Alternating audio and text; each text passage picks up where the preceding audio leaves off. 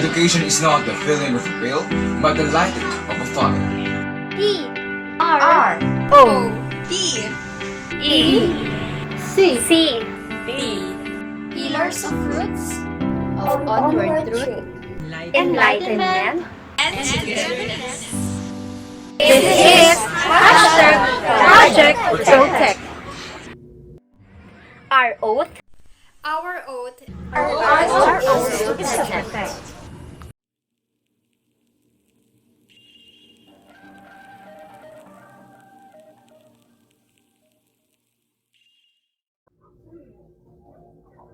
I think the climate, the weather, the climate looks nice today. Are you still confused between the two? Don't you worry. We are here to help you figure out the difference between climate and weather. You have nothing to be anxious for. At some point in our existence, we all have been there. Climate is sometimes mistaken for weather. So, let me freshen up your mind. When we talk about weather, it is the condition of atmosphere like heat, dryness, sunshine, wind, and rain that can change from day to day and from year to year at a given place. But climate is different from weather because it is measured over a long period of time. It is important to know that different places have different climates that include seasonal temperature, rainfall averages, and wind patterns. In our country, Philippines, there are 4 seasonal climate zones with varying wet and dry conditions throughout the year. Thank you. Anak, pakikuha nga yung mga sinampay. Mukhang uulan na naman eh. Kanina lang ang araw-araw. Ay, nandyan pala kayo. Speaking of climate change, there is a term that is always connected to it. 2 words that I'm sure you often hear most places.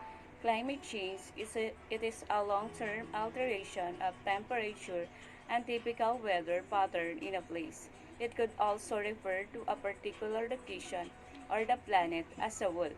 Climate change may cause weather pattern to be less predictable. In addition, did you know that the climate change has also been connected with other damaging weather events such as more frequent and more intense hurricanes, flood, downpour, and winter storm? Yes, you heard it right. In polar regions, the warming global temperature associated with climate change has meant ice sheet and glaciers are melting at an accelerated rate from season to season.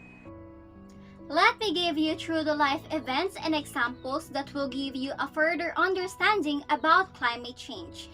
According to a study conducted by a German environmental policy think tank, the Philippines was among the countries most affected by extreme weather from 2000 to 2019. We witnessed that during Super Typhoon Yolanda as Tacloban City, Philippines became the face of the devastation in 2013.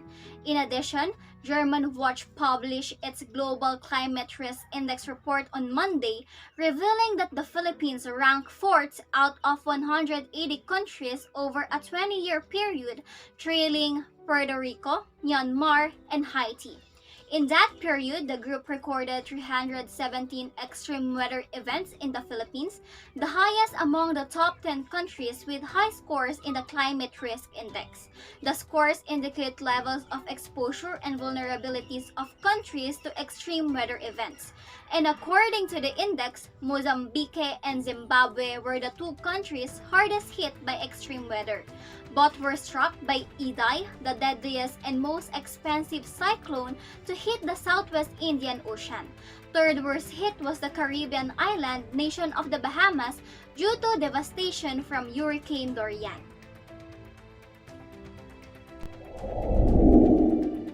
Now that we are aware of what is climate change, how about its causes? Do you have any ideas in mind? Well, let me help you by enumerating each cause. Well, sadly, human activities were considered as major contributors to climate change and remained a significant cause of climate change. Transportation, in terms of in the forms of cars, trucks, ships, trains, and planes, emits the largest percentage of CO2, speeding up global warming. Due to excessive combustion of fossil fuel, manufacturing of cement and burning of materials releases what we call greenhouse gases. As the planet gets heat with the sun's rays, some of the energy is absorbed, and the rest of that energy and heat gets reflected into space. Greenhouse gases in the atmosphere trap the reflected energy, redirecting it back down to the earth and eventually contributing to global warming. Another cause is deforestation. So deforestation and climate change often go hand in hand. Not only does climate change increase deforestation by way of wildfires and other extreme weather, but deforestation is also a major contributor to global warming. That's right, Jillian. The warming of the planet's temperature impacts local and regional climates. Throughout Earth's history, climate has continually changed. The United Nations Framework Convention on Climate Change emphasized that impacts and vulnerability to climate change vary between regions of the globe. Some of these regions include Africa, Asia, Latin America, and some small islands. But oops, we are not done yet. From deforestation in places like the Amazon to the transportation and livestock that it takes to support agricultural efforts around the world, agriculture is responsible for a significant portion of the world's greenhouse gas emissions. Lastly, livestock, while interconnected to many of the agricultural and deforestation issues we have already touched on, livestock in the form of cattle, sheep, pigs, and poultry play a significant role in climate change. According to one study, livestock and climate change, livestock around the world is responsible for 51% of annual global greenhouse gas emissions. It is totally heartbreaking hearing how gross those factors that contribute to climate change. But before we miss anything, how about the short-term and long-term effects of climate change? So, tara, let's talk about it. First in line is the health effects of these disruptions include the increased respiratory and cardiovascular disease, injuries, heat stress, an increase in waterborne diseases, poor air quality, and disease transmitted by insects and rodents, and also the premature deaths related to extreme weather events. Climate change will make survival hard for humans and animals because it can disrupt food availability, reduce access to food, and affect food quality while also altering the life cycles of plants and animals. Calamities and weather changes can directly harm humans and animals as well as the place where they live. Sadly, ecosystem and biodiversity will be forced to fluctuate along with the regional climate, and that could harm many species. Above all of those causes and effect of climate change, the most important thing is the solution. What can we share to help climate change and avoid its severe impact? But before that, did you know that in December 2015, the United Nations Framework Convention on Climate Change called for leaders of developing and developed countries to meet in Paris, France, to make a significant commitment in addressing climate change, which is also known as Paris Agreement? Sounds interesting, right? However, even before the commencement of Paris Climate Conference, some countries already submitted their proposed climate commitments, which include target for emission reduction.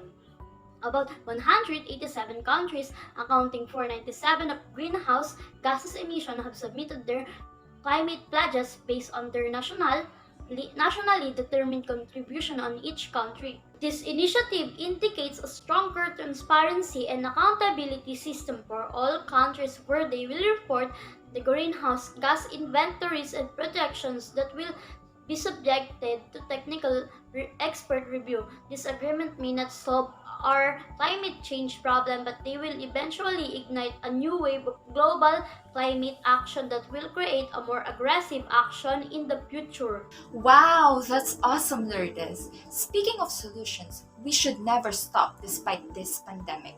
Reforestation is another important solution. Globally, an estimated 2 billion hectares of land has been deforested because trees are the best carbon capture and storage technology the world has. Have you heard about Action Verde?